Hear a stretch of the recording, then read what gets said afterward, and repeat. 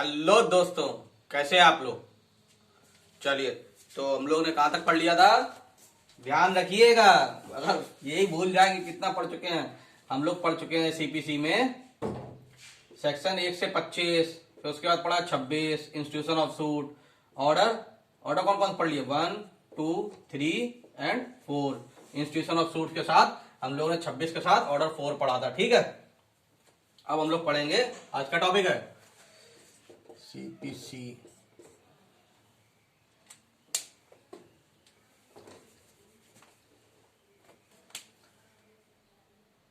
क्या टॉपिक है, संबंध। ठीक, क्या होता है भाई, प्रोविजंस इसके कहां पे दिए हुए हैं, सेक्शन 2 है इसमें। ठीक है, 2 है, समन एंड डिस्कवरी। डिस्कवरी अलग पढ़ेंगे, ठीक है। समन भी दिया हुआ है इसमें और डिस्कवरी भी दिया हुआ है। ठीक है, डिस्कवरी का क्या है, पहले समन का देखते हैं। समन का क्या है, समन का है 27, 28, 29 और 31। ठीक है, और ऑर्डर 5। ये इसके प्रोविजंस है। डिस्कवरी का क्या है, इसका है ऑर्डर 11 और सेक्शन 30, 32, 30 और 32। डिस्कवरी क्या होता है, इसके बारे में हम लोग बाद में बात करेंगे। ठीक है, जब ऑर्डर 11 पढ़ेंगे तब देख लेंगे, लेकिन कुछ चीजें इसकी जान लीजिए। जान क्या लीजिए, थोड़ी देर में बताते हैं। ठीक है, पहले इसको जानिए, आप समझ जानिए। देखो भाई, समन क्या होता है, हम लोगों ने अभी तक क्या पढ़ा था, हम लोगों ने इंस्टीट्यूशन ऑफ सूट में पढ़ा था कि क्या हुआ था इंस्टीट्यूशन ऑफ सूट में। इंस्टीट्यूशन ऑफ सूट में जज साहब के पास प्लेंटिफ ने क्या किया, जज साहब के पास प्लेंटिफ ने क्या कर दिया, प्रेजेंटेशन ऑफ प्लेंट हो गया था। ठीक है, प्लेंट दाखिल कर दी है, यही तो हुआ था। Section 26 read with order 4। जब हम लोगों ने ये पढ़ा था तो उसमें क्या देखा था हम लोगों ने कि प्लेंटिफ ने प्लेंट दाखिल कर दी। इंस्टीट्यूशन ऑफ सूट्स क्या होता है, इंस्टीट्यूशन ऑफ सूट्स होता है कि कोई भी सिविल प्रोसीडिंग को एक्शन में लाना। कैसे आएगी, प्लेंट दाखिल करके जज साहब के सामने। ठीक है, या तो जज साहब को दो या उस सच ऑफिसर्स जो वहां पे अपॉइंट किया गया इसी चीज के लिए। ठीक है, अब प्लेंट दाखिल होगी तो जज साहब अब क्या करेंगे, अब जज साहब डिफेंडेंट को समन इशू करेंगे। ठीक है, अगला प्रोसीजर ही यही है, इसीलिए अगला टॉपिक ये। अगला प्रोसीजर क्या है कि जैसे ही प्रेजेंटेशन ऑफ प्लेंट हो उसके बाद समन इशू होगा डिफेंडेंट को। ठीक है, समन इशू होगा डिफेंडेंट को। क्यों होगा बताइए। अरे भाई, डिफेंडेंट को सपने थोड़े आ रहे हैं कि उसके अगेंस्ट में कोई सूट फाइल हुई है, इंस्टीट्यूशन ऑफ सूट हुआ है। सपने आ रहे हैं क्या उसे, उसे कैसे जानकारी मिलेगी, ऐसे ही जानकारी मिलेगी। तो जो इंटीमिडेशन लेटर होता है उसी को हम लोग समन कहते हैं कि भैया उसकी जो है डिफेंडेंट को जानकारी में डालें कि आओ तुम्हारे खिलाफ इंस्टीट्यूशन ऑफ सूट हुआ है, उसको डिफेंड करो आके, है कि नहीं। और ये एक प्रिंसिपल ऑफ नेचुरल जस्टिस भी है। प्रिंसिपल ऑफ नेचुरल जस्टिस क्या है, एक maxim one of the principle of natural justice है ऑडी अल्ट्रम पार्टम। स्पेलिंग देख लेना, स्पेलिंग चेक कर लेना। ठीक है, ऑडी अल्ट्रम पार्टम। ठीक, क्या होता है कि both party must be heard. ठीक है, जज साहब ऐसा थोड़े कर सकते हैं कि सिर्फ एक कोई उसने प्रेजेंटेशन ऑफ प्लेंट किया और बस उसी पे जजमेंट दे देंगे। दे देंगे क्या, नहीं दे सकते। क्यों, दूसरी पार्टी को तो सुनो, है कि नहीं। बिना सुने जजमेंट दे दोगे। एक्स पार्टी जो है डिग्री तभी पास होती है जब प्रोविजन दिए हुए हैं, ऐसे नहीं पास कर सकते। ठीक है, या डिफेंडेंट आ नहीं रहा हो, ठीक है, समन इशू कर रहे हैं उसके पास नहीं जा रहा हो, सर्विस ऑफ समन इसमें हम लोग पढ़ेंगे। ठीक, अब इसमें क्या होता है, समन इशू होता है तो उसमें कुछ चीजें ध्यान रखी जाती हैं। क्या, अभी हम लोग डिटेल में पढ़ेंगे, लेकिन जो प्री पॉइंट ऑफ व्यू से जो है वो चीजें पहले आप देख लीजिए, जो उसका बेसिक भी है समन इशू करने का। सबसे पहली बात आपको ये तो समझ में आ गया समन क्यों इशू किया जाता है। क्यों इशू किया जाता है, क्योंकि भाई डिफेंडेंट की जानकारी में आ जाएगी मेरे खिलाफ इंस्टीट्यूशन ऑफ सूट हुआ है, उसे कोई सपने थोड़े आ रहे हैं। ठीक, दूसरी बात ये प्रिंसिपल ऑफ नेचुरल जस्टिस भी है कि भैया दूसरी दोनों पार्टीज को सुना जाए, है कि नहीं। अब समन इशू करते समय क्या होता है, कुछ बातों का ध्यान रखना पड़ता है कि समन इशू जो होगा जैसे ही प्रेजेंटेशन ऑफ प्लेंट होगा ना उसके विद इन 30 डेज इशू हो जाता है कि नहीं। अब क्या होगा, दूसरी बात जो समन इशू होगा उसमें साइन ऑफ दी जज, जज साहब के साइन होंगे, या such other officers, such other officers as appointed by the court, ठीक। और क्या होगा, सील ऑफ द कोर्ट होगा, ठीक। उसमें क्या करना होगा भैया, डिफेंडेंट जो है, या तो डिफेंडेंट पर्सनली अपीयर हो सकता है, डिफेंडेंट समन इशू हुआ कि भाई इस दिन आ जाओ, तो वो क्या करेगा, या तो पर्सनली अपीयर हो गया, ठीक है, या अपने प्लीडर साहब को भेज देगा, एडवोकेट या प्लीडर, या प्लीडर के साथ एजेंट को भेज सकता है। प्लीडर भी आ गया और साथ में एक एजेंट भी भेज दिया अपना, है कि नहीं। उसमें क्या करना होगा, या तो फिर इन्हें, इसमें दो बातें होती हैं कि मान लो जिस दिन प्रेजेंटेशन ऑफ प्लेंट हो रहा है, डिफेंडेंट भी वहीं पहुंच गया, है कि नहीं, डिफेंडेंट भी वहीं पहुंच गया, तो क्या करेंगे, तो ये समन अमन इशू नहीं करेंगे, उससे पूछेंगे डिफेंडेंट से क्या बात, जो इनके क्लेम है वो तुम एक्सेप्ट कर रहे हो, एक्सेप्ट कर रहे हो तो भाई हम जजमेंट दे दे, नहीं एक्सेप्ट कर रहे हो तो फिर तुम WS फाइल करो, ठीक। तो इसके मतलब है कि इसमें एक चीज और कि प्लेंट के साथ साथ, वो समन के साथ साथ प्लेंट की कॉपी भी भेजी जाती है। अभी साहब ये पढ़ेंगे हम लोग, ठीक है। समन के साथ साथ क्या है, प्लेंट की कॉपी भी भेजी जाएगी। अरे उसे पता कैसे चलेगा डिफेंडेंट को कि किस चीज का समन आया, आपने केवल समन भेज दिया, हमें प्लेंट की कॉपी भेजो जिससे मुझे पूरा केस मालूम पड़ सके कि मेरे खिलाफ क्या है, मुझे डिफेंड क्या करना है, ठीक है, यही मालूम मुझे पड़ सके। जब प्लेंट की कॉपी भेजी जाएगी तभी मुझे मालूम पड़ेगा, है कि नहीं। तो समन के साथ साथ प्लेंट की कॉपी भी भेजी जाती है। ये क्या है, ये शायद ऑर्डर 5 का रूल 2 है, ठीक है। ये सारी बातें रूल 1 में ही है। ये सारी बातें रूल 1 में ही है। ऑर्डर 5 का रूल 1 में है, सारी बातें पढ़ेंगे अभी हम लोग, ठीक है। अभी केवल ये बेसिक देख रहे हैं हम लोग, ठीक। और क्या होगा, अगर जज साहब चाहेंगे तो ये भी कह सकते हैं कि भैया तुम प्लीडर थ्रू नहीं, पर्सनली आओ, प्लीडर तो लाओ लेकिन तुम्हें पर्सनली भी आना पड़े, प्लीडर चाहे लाओ ना लाओ, पर्सनली तुम्हें आना पड़ेगा, ठीक है। और क्या हो सकता है, और सर्विस ऑफ समन देखेंगे कि समन जाएगा कैसे, कैसे सर्व किया जाएगा, क्या कोर्ट पहुंचाएगी, कि क्या प्लेंटिफ लेके जाएगा, क्या पोस्ट के थ्रू जाएगा, या कोई और सब्स्टिट्यूटेड सर्विस है आपके पास, ठीक है। कि अगर वो ले नहीं रहा है तो क्या करना है, किसको समन दे सकते हैं, किसी को भी घर में दे सकते हैं कि नहीं दे सकते हैं, है कि नहीं। तो ये सब चीजें हम लोग अभी पढ़ेंगे डिटेल में, यही सब हम लोग को पढ़ना है। तो सबसे पहले क्या पढ़ेंगे हम लोग सेक्शन 27, 28, 29 पढ़ेंगे, ठीक। उसके बाद 31 देखेंगे। ये सेक्शन जब पढ़ लेंगे उसके बाद हम ऑर्डर्स पे आएंगे। कोई दिक्कत वाली बात नहीं। चलो भैया, कभी कभार तो ऐसा लगता है कि फोन ही को पढ़ा रहा हूं मैं, ठीक है, कोई यही नहीं पढ़ने वाला।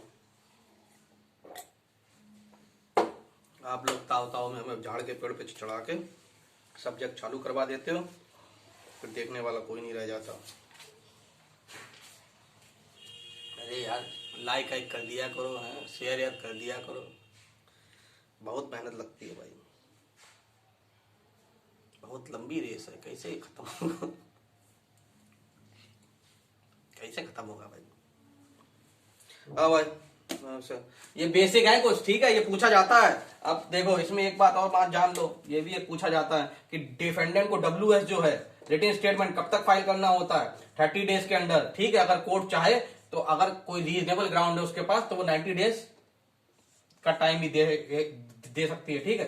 तो 30 से 90 डेज के अंदर WS फाइल करना होता है कि नहीं। अब समझ जाओ क्या क्या है कि भैया इंस्टीट्यूशन ऑफ सूट, वो प्रेजेंटेशन ऑफ प्लेंट हो गया, उसके कितने दिन के अंदर समन जाएगा, 30 डेज के अंदर, ठीक, पहुंच जाएगा समन। समन के साथ साथ क्या क्या होगा कि भैया साइन ऑफ द जज होंगे उसमें, या उस ऑफिसर्स के जो अपॉइंट किया गया है, सील ऑफ द कोर्ट उसमें लगी होगी। उसमें क्या होगा, उसमें समन के साथ साथ प्लेंट की कॉपी भी होगी, ठीक। और उसमें डिफेंडेंट जो है समन पहुंचने पे जिस दिन उसे जानकारी मिली, उसे पर्सनली अपीयर भी हो सकता है, प्लीडर को भी भेज सकता है, या प्लीडर के साथ साथ एजेंट को भी भेज सकता है, ठीक। जिस दिन से उसे कॉपी मिली, उसके समन जो उसे मिला उस डेट से 30 दिन के अंदर उसे WS फाइल करना होगा, ठीक। WS फाइल करना होगा, रिटेन स्टेटमेंट। लेकिन अगर कोर्ट चाहे तो उस टाइम पीरियड को बढ़ा के, अगर कोर्ट के अगर डिफेंडेंट को रीजनेबल ग्राउंड देता है तो उस टाइम पीरियड को बढ़ा के 90 डेज भी कर सकते हैं। ठीक है, अगर कोर्ट ऑफ स्मॉल कॉज का केस होगा, कोर्ट ऑफ स्मॉल कॉज का केस होगा तो जो है वो final disposal of the case के लिए समन जाएगा। ठीक है, कि भैया कुछ नहीं फाइनल करना, final disposal of the case के लिए समन जाएगा। ठीक, अब सर्विस ऑफ समन कैसे होगा ये भी हम लोग आगे पढ़ेंगे। सर्विस ऑफ समन कैसे होगा, समन किस किस को जा सकता है, पहले डिफेंडेंट को तो जा ही रहा है, उसके अलावा विटनेसेस को भी जा सकता है। ये कौन सा सेक्शन बोलता है, ये सेक्शन 31 बोलता है। ठीक है, हाँ 31 बोलता है कि जो है समन जो है विटनेस को भी भेज सकते हैं। भाई विटनेस को भी तो बुला सकते हैं, विटनेस को कैसे बुलाएंगे हैं। चलो यही हम लोग को अब आगे पढ़ना है। सर्विस ऑफ समन कैसे होगा कि भाई पोस्ट के थ्रू जाएगा, कोर्ट भेजेगा, प्लेंटिफ को देना होगा, या कोई और सब्सिट्यूट सर्विस है उसके घर के बाहर चिपका के आएंगे, क्या करेंगे ये भी हम लोग सब पढ़ेंगे। कोशिश करेंगे एक ही लेक्चर में सब खत्म हो जाए, ज्यादा लंबा हुआ तो फिर इंतजाम करना पड़ेगा आपको। चलो 27 ब्रेक खोलो, सेक्शन 27 समन टू डिफेंडेंट। इसमें देखो, इसमें दो चीजें दी हुई हैं। ऊपर हेडिंग देखो 27 के ऊपर हेडिंग क्या लिखी हुई है, समन एंड डिस्कवरी। तो समन के बारे में 27, 28, 29, 31 सेक्शन है। डिस्कवरी का है 30 और 32। ठीक, डिस्कवरी क्या होता है कि हमें कोई, मान लो कि किसी आदमी को नहीं बुलाना है, किसी विटनेस को नहीं बुलाना है, कुछ भी नहीं, लेकिन कोई एक डॉक्यूमेंट है उसको मुझे कोर्ट में बुलाना है, उसको चेक करना है, तो मैं कैसे बुलाऊंगा। तो जिस आदमी के पास डॉक्यूमेंट है ना उसको हम समन भेज देंगे, कैसा है वो तुम डॉक्यूमेंट लेके आओ। तो वो आदमी के लिए समन नहीं गया, वो उस डॉक्यूमेंट के लिए गया कि उस डॉक्यूमेंट को प्रेजेंट करो आके। या इंटेरोगेटरीज होती हैं कि ठीक है प्लेंटिफ कोई बात बोल रहा है, उसने कोई बात कोर्ट के सामने रखी कि माय लॉर्ड इनसे ये चीजें पूछी जाएं। ठीक है, इंटेरोगेटरीज की जाए। ठीक, अब आपको उसका जवाब देना है कि इंटेरोगेटरीज का जवाब आप क्या देते हैं। तो कोर्ट को अगर वो जवाब क्वेश्चन सही लगे तो इंटेरोगेटर के लिए भेजेगा, नहीं तो नहीं भेजेगा। तो इंटेरोगेटर के लिए भेजने के लिए भी ये भी डिस्कवरी में आ जाता है। ठीक, इसको हम लोग ऑर्डर 11 के साथ सेक्शन 30, 32 है। मोटा माटी आप ये बात समझिए, क्या समझिए कि जब कोई डॉक्यूमेंट या कोई ऐसी चीज को अगर कोर्ट को, या कोई भी चीज ऐसी चीज को अगर कोर्ट को देखना होता है तो वो समन इशू कर देती है। ठीक है, डिस्कवरी के अंडर कि कोई चीज देखना है, डिस्कवरी है। ठीक है, खोजनी है। समझ में बात, उससे आप लोग सब समझ जाओगे। समन का इशू होता है, समन जनरली डिफेंडेंट को इशू होता है, प्लेंटिफ को भी हो सकता है। ठीक, अब सबसे पहले सेक्शन 27 समन टू डिफेंडेंट पढ़ो। Where a suit has been duly instituted, suit जो है ड्यूली इंस्टीट्यूट हो चुकी है। ए समन में B issued to the defendant to appear and answer the claim and may be served in a manner prescribed on such day not beyond 30 days from the date of institution of the suit। कितने दिन के अंदर, 30 दिन के अंदर। ठीक, अब 27 के साथ ही हम लोग ऑर्डर 5 देखेंगे। ठीक है, लेकिन पहले हम लोग ये पढ़ लेते हैं, 28 भी पढ़ लेते हैं, 29 पढ़ लेते हैं और 31 भी देख लेते हैं। ठीक है, 28 क्या बोलता है, service of summon where defendant decide in another state, कि अगर अनदर स्टेट में रह रहा है तो क्या करना है। इसमें आपको याद करने की कुछ जरूरत नहीं, सेक्शन याद कर लेना बस, अंदर कुछ नहीं पूछा जाता कि अगर कोई अनदर स्टेट में है। Service of summon to defendant generally क्या होता है, कोर्ट के जुरिडिक्शन में ही होता है सब कुछ, तो इसलिए वो है अपने जुरिडिक्शन इशू कर दिया। अगर डिफेंडेंट उनके जुरिडिक्शन में नहीं है तो फिर कैसे इशू करेगा, तो जिस कोर्ट की जुरिडिक्शन में उसको भेज देगा। ठीक, और तीसरा ये बोलता है 29 वाला, 27 तो सर्विस टू डिफेंडेंट। ठीक, 28 service to defendant decide in another state. 29 service of foreign summon, अगर कोई फॉरेन समन है तो उसका क्या होगा, फॉरेन समन का फॉरेन कोर्ट से लेना देना नहीं है। फॉरेन समन का मतलब वो सारी कोर्ट है जो इसमें दी हुई है। कौन कौन सी, सिविल या कोई भी सिविल या रेवेन्यू कोर्ट जो जिसके ऊपर सीपीसी अप्लाई ना हो रही हो, इंडिया में है। ठीक है, कोई भी सिविल या रेवेन्यू कोर्ट जिसके ऊपर सीपीसी अप्लाई ना हो रही हो। ठीक, दूसरी कोई भी सिविल या रेवेन्यू कोर्ट जो आउटसाइड इंडिया है लेकिन उसके ऊपर सीपीसी अप्लाई हो रही हो। ठीक है, तीसरा कि कोई भी civil and revenue court outside India है लेकिन established by the central government, तो अगर वो समन इशू कर रहे हैं, ठीक है, तो सर्विस ऑफ समन बिल्कुल वैसे ही होगा जैसे नॉर्मली कोर्ट इशू कर रही है। समझ में आई बात कि नहीं। अंदर से कुछ नहीं पूछा जाता इसमें, ठीक। क्या पूछा जाएगा, 30 डेज वाली बात प्री में पूछी जाएगी। मेंस के लिए क्या लिखना है, मेंस में भी बस एक एक लाइन में लिख देना है कि ये सेक्शन 28 क्या बोलता है, सेक्शन 29 क्या बोलता है, ठीक है। मेन आपको सेक्शन 27 के साथ साथ ऑर्डर 5 लिखना होगा, ठीक। उसके बाद चौथा कौन सा याद रखना है हम लोग को, सेक्शन 31 ही ना, हाँ। समन टू विटनेस में कुछ नहीं है, यही बात बोला गया कि वो जो सारे रूल्स समन टू डिफेंडेंट के लिए फॉलो होते थे 27, 28, 29 में, जो सारे प्रोविजंस समन टू डिफेंडेंट के लिए अप्लाई होते हैं 27 में, 28 में, 29 में, वही सारे प्रोविजंस समन टू विटनेस में भी अप्लाई होंगे। कोई दिक्कत वाली बात नहीं। चलो अब इसमें देखो, इसमें 2 चीजें पढ़ लो। वैसे तो आगे पढ़ाएंगे, लेकिन ये प्री का बहुत अच्छा क्वेश्चन बनता है और बहुत ज्यादा बार आता है, इसलिए इसको देखो। क्या है, डिस्कवरी में, इसी में लिख लो यार, क्या लिखूंगा। मान लो कोर्ट ने किसी को कहा कि तुम्हारे पास जो डॉक्यूमेंट है तुम लेके आओ, सेक्शन 30 के अंदर कोर्ट के पास पावर है? क्या है heading, power to order discovery and the like. कोर्ट ने आप किसी को बोला, आपसे बोला कि देखो ये जो है ये कोर्ट में लेके आओ, ये वाला डॉक्यूमेंट जो है कोर्ट में लेके आओ, ठीक है। प्लेंटिफ ने कहा कि माय लॉर्ड ये डॉक्यूमेंट जो है डिफेंडेंट के पास है, आप इसको मंगवाइए, आपको सब जानकारी हो जाएगी। कोर्ट ने ऑर्डर कर दिया, हाँ भाई सबमिट करो ये कोर्ट में, आप नहीं कर रहे हो तो क्या करेगा, तो कोर्ट क्या कर सकती है। यही बात सेक्शन 32 में दिया हुआ है कि अगर कोर्ट ने कोई ऑर्डर किया है सेक्शन 30 में और तुम उसको फुलफिल नहीं कर रहे हो तो कोर्ट क्या क्या कर सकती है, अरेस्ट वारंट इशू कर सकती है, attachment and sale of property कर सकती है, आपके ऊपर फाइन इंपोज कर सकती है 5,000 रुपए तक का। चौथा क्या है, चौथा है भी, हाँ। और या सिक्योरिटी फर्निश के लिए कर सकती है, जब तक सिक्योरिटी फर्निश नहीं कर रहे हो तब तक आप जेल में रहोगे, ठीक है। यही है ना, and default commit him to civil prison में रहोगे। तो क्या 4 चीजें हैं कि अगर जो सेक्शन 30 में कोर्ट ने कोई ऑर्डर किया, आप उसको नहीं मान रहे हो, तो 32 के अंडर कोर्ट के पास 4 पावरें हैं। कौन कौन सी, सबसे पहले अरेस्ट, दूसरा अरेस्ट एंड अटैचमेंट, ठीक है। सबसे पहला तो अरेस्ट, दूसरा attachment and sale of property, तीसरा फाइन लगा देगी, कितने तक का, 5,000 का। ये ध्यान रखिएगा कान खोल के, कितने का फाइन लगेगा, 5,000 तक का। ये क्वेश्चन कम से कम 5,000 बार आया होगा ये, कि कितने का फाइन लगेगा, 5,000, समझे कि नहीं, कितने का फाइन लगेगा, 5,000 का। खूब पूछा जाता है, ठीक है। कंफ्यूज आदमी क्यों जाता है, 50,000 मार के आ जाता है आदमी, क्यों, क्योंकि सेक्शन 95 एक है, खोलिए सेक्शन 95 में ये है कि अगर आपने कोई भी इनसफिशिएंट ग्राउंड पे कोई ऑर्डर ले लिया है कोर्ट से, मान लो कि आपने अरेस्ट का ऑर्डर पास करवा लिया या अटैचमेंट का फाइन या कोई भी ऐसा ऑर्डर कोर्ट से इनसफिशिएंट ग्राउंड पे पास करा लिया, तो जिसने पास कराया कोर्ट उसके ऊपर पेनल्टी ठोक सकती है। कितने तक की, 50,000 की। किसमें दिया है, सेक्शन 95 में, इसलिए आदमी कंफ्यूज हो जाता है। ध्यान रखिएगा जो सेक्शन 32 में जो फाइन है वो 5,000 का है, उसमें बहुत इंपॉर्टेंट लिख लीजिए, बहुत बार पूछा जाता है, ठीक है, इसलिए मैंने इसको अभी जिक्र कर दिया। और ये भी ध्यान रखिए कि क्या क्या कोर्ट कर सकती है, क्या क्या कर सकती है, अरेस्ट कर सकती है, attachment and sale of property कर सकती है, फाइन इंपोज कर सकती है 5,000 तक का, और सिक्योरिटी ले सकती है। अगर सिक्योरिटी नहीं दोगे तो सिविल प्रिजन में डाल देंगे, ठीक।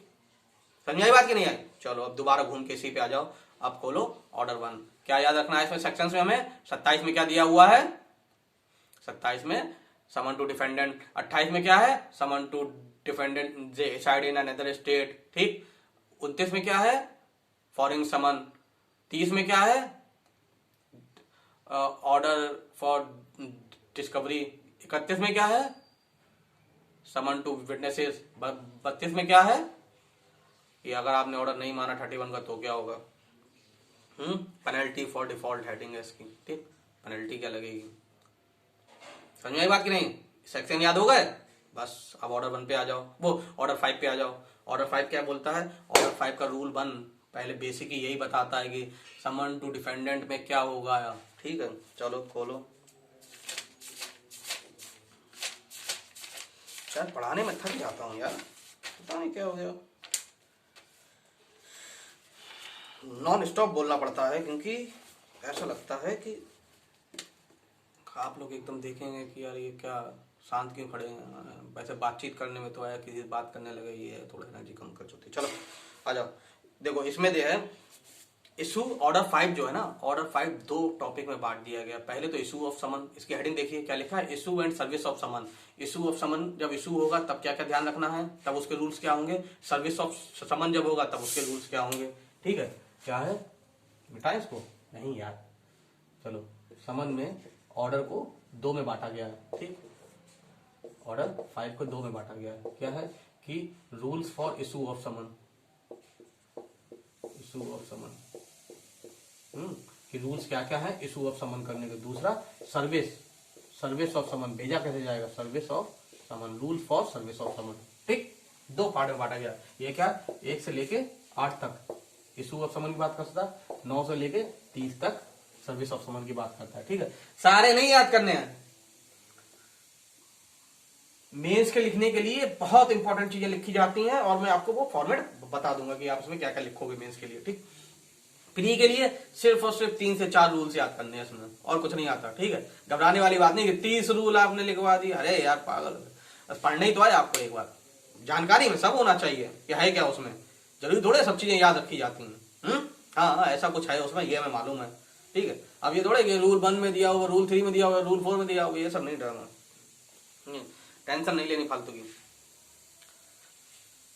अगर इसमें 2 ही 3 बस पॉइंट हैं, अगर प्री पॉइंट ऑफ व्यू से बोल रहे हो 2-3 पॉइंट बोल दे, बात खत्म, लेकिन आपको समझ में ही आना चाहिए। चलो पहला रूल 1 पढ़ो, When a suit has been duly instituted, वही बात लिखी हुई है। ठीक है, इस समन में be issued to the defendant to appear and answer the claim and file WS of his defense if any within 30 days from the date of service of summon on the defendant। कब से, service of समन जिस दिन उसे समन मिला है उस दिन से 30 दिन के अंदर। ठीक, अब इसका प्रोविजो ये बोलता है, पहला प्रोविजो तो ये बोलता है कि अगर डिफेंडेंट वहीं पर अपीयर है at the time of presentation of plaint, defendant वहीं पर है तो कोर्ट समन इशू नहीं करेगी, सीधे उससे पूछ लेगी ठीक है क्या चाहते हो, क्लेम एक्सेप्ट कर रहे हो तो ठीक है, नहीं कर रहे हो तो WS फाइल करो। ठीक, तो उसी दिन से हो जाएगा, WS का टाइम पीरियड उसी दिन से चालू हो जाएगा।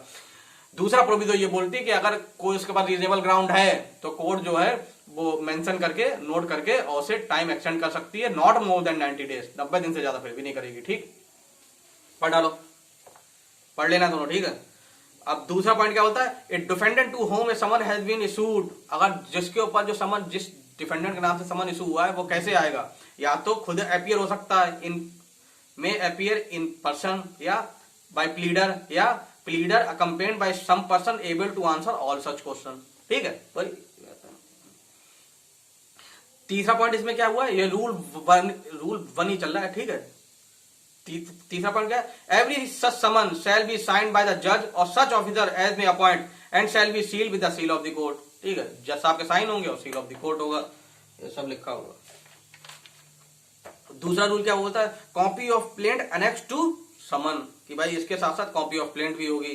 तीसरा रूल क्या है, कोर्ट में ऑर्डर डिफेंडेंट और plaintiff to appear in person, court जो है अगर कोर्ट को ऐसा लगता है, वैसे तो प्लीडर भी आपके बिहाफ पे आ सकता है, लेकिन अगर कोर्ट को ऐसा लगता है कि डिफेंडेंट या प्लेंटिफ को खुद आना चाहिए, कुछ ऐसे चीजें हैं जो वही आंसर दे सकते हैं, तो फिर वो कोर्ट जो है उसमें साफ साफ बोल सकता है कि उसका आना कंपलसरी है, प्लेंटिफ या डिफेंडेंट का। ठीक, चौथा ये बोलता है, चौथा इंपॉर्टेंट है। ठीक है, चौथा क्या बोलता है, चौथा ये बोलता है कि कब जो है एग्जाम्पशन ऑफ पर्सनल अपीयरेंस, कब जो है डिफेंडेंट या उसका पर्सनल अपीयरेंस का कब एग्जम्प्टेड होगा, कब उसे खुद नहीं आके उसे एग्जाम्पशन मिल जाएगा, किस कौन कौन सी ऐसी कंडीशन है जब प्लेंटिफ को, वो डिफेंडेंट को पर्सनली अपीयर होने से एग्जाम्पशन मिल जाएगा, कब कब उसे खुद अपीयर होने से छूट मिल सकती है, किस किस केस में, ये बात बताता है ऑर्डर 4। ऑर्डर 4 वो ऑर्डर 5 का रूल 4। ठीक, उसके साथ साथ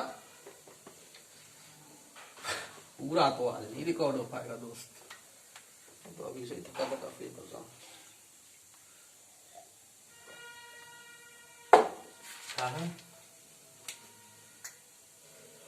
ऑर्डर 5 का रूल 4,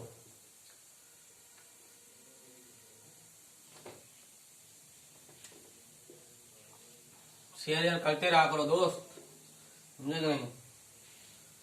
मैं सोच रहा हूँ एक जूम मीटिंग रखूं, कुछ नहीं सोच रहा हूँ भाई, टाइम का कोई आता पता नहीं होता। एग्जामिशन फ्रॉम पर्सनल अपीयरेंस, किस किस केस में उसे एग्जामिशन मिल जाएगा कि वो खुद अपीयर ना हो, ठीक है। किस किस केस में, जब तक कोर्ट जो है किसी को भी ये नहीं कहेगी कि तुम पर्सनली अपीयर हो, ठीक है, unless and until he reside within his local jurisdiction. किसकी? लोकल जुरिडिक्शन में, वेरी गुड, कोर्ट की। जब तक वो कोर्ट की लोकल जुरिडिक्शन में ना रहता हो या विद इन 50 किलोमीटर, कहां से? कोर्ट से 50 किलोमीटर के अंदर ही कहीं रहता हो, ठीक है।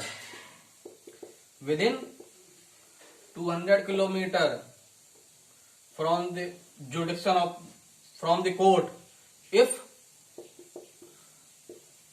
पब्लिक कन्वीनियंस इज अवेलेबल, मतलब transportation allowed, if public convenience is available. क्या भैया बता दिया मैंने ये, देखो ऑर्डर 5 का रूल 4 ये बोलता है कि किस किस केस में कोर्ट जो है उसे खुद अपीयर होने के लिए नहीं बाउंड कर सकती है। किस किस केस में? जब तक कि वो कोर्ट की लोकल जुडिक्शन में ना रहता हो, ठीक है, या कोर्ट से 50 किलोमीटर के अंदर ना रहता हो, ठीक है, या कोर्ट से 200 किलोमीटर के अंदर ना रहता हो, अगर पब्लिक ट्रांसपोर्टेशन अवेलेबल है, पब्लिक कन्वीनियंस अवेलेबल है, समझे कि नहीं, वहां से ट्रेन बस कुछ चलती है ऐसी। मान लो कहीं गांव देहात में इतनी दूर रहता है, ना ट्रेन चल रही ना बस चल रही, वो आएगा कैसे बेचारा। इसलिए इस केस में इन्हीं लोगों को कोर्ट समन भेज के पर्सनली बुला सकती है, वरना नहीं बुला सकती, ठीक। इसके अलावा भी 2 सेक्शन और हैं, ठीक है, सेक्शन 132 और सेक्शन 133 जो एग्जाम्पशन की बात करता है, ठीक है। 132 ये बोलता है कि अगर कोई पर्दानशी वुमेन है, पर्दानशी कौन होता है बताओ?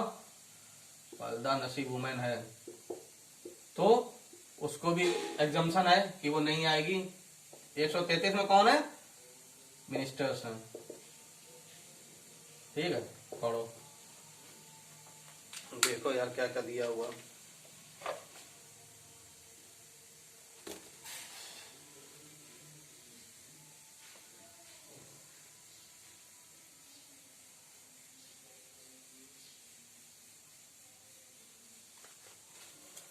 में कौन है यार, गलत तो नहीं लिखवा दिया 134 को, क्योंकि वो एक ही जैसे हैं 2-3 सेक्शन यार उधर।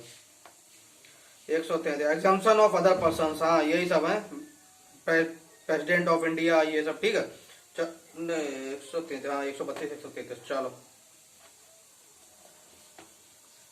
देखो भाई, समझो, क्या समझे अभी आप, कि ऐसा है इन आदमियों को कोर्ट किसी भी पर्सन को पर्सनली नहीं बुला सकती, ठीक है। सिविल केस की बात चल रही है यहाँ पर, अगर वो इसमें फॉल हो रहा है, इसमें अगर उसे छूट में फॉल हो रहा है। कौन सी छूट? ऑर्डर 5 के रूल 4 है, या 132 या 133 में आ रहा है। इन लोगों को कोर्ट पर्सनली अपीयर होने के लिए नहीं बोल सकती। क्यों?